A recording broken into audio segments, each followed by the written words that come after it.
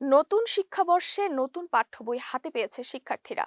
এতে মাধ্যমিক স্তরের অষ্টম শ্রেণীর সাহিত্য কণিকা বই থেকে শেখ মুজিবুর রহমানের 1971 সালের 7ই মার্চের ভাষণ বাদ দেওয়া হয়েছে। 2025 সাল পর্যন্ত সাহিত্য কণিকা বইয়ে শেখ মুজিবুর রহমানের 7ই মার্চের ভাষণ হিসেবে এবারের সংগ্রাম স্বাধীনতার সংগ্রাম হিসেবে গদ্যাংশে অন্তর্ভুক্ত ছিল। তবে এবারের নতুন পাঠ্য বইয়ে সেটি বাদ দেওয়া হয়েছে। বইটিতে আগের 12টি গদ্যের মধ্যে এবার 11টি গদ্যের স্থান হয়েছে। বই পর্যালোচনা করে দেখা যায় আগের থাকা গদ্যের মধ্যে রয়েছে শরৎচন্দ্র চট্টোপাধ্যায়ের অতিথির স্মৃতি, কাজী নজরুল ইসলামের ভাব ও কাজ, বিভূতিভূষণ বন্দ্যোপাধ্যায়ের পড়ে পাওয়া, মানিক বন্দ্যোপাধ্যায়ের তৈলচিত্রের ভূত, মোতাহের হোসেন চৌধুরীর লাইব্রেরি, মমতাজ উদ্দিন আহমদের সুখী মানুষ, মুস্তফা মনোয়ারের শিল্পকলার নানা দিক, বিপ্রদাস বড়ুয়ার মংডুর পথে, শামসুজ্জামান খানের বাংলা নববর্ষ, হুমায়ুন আজাদের বাংলা ভাষার জন্মকথা ও গণ অভ্যুত্থানের কথা।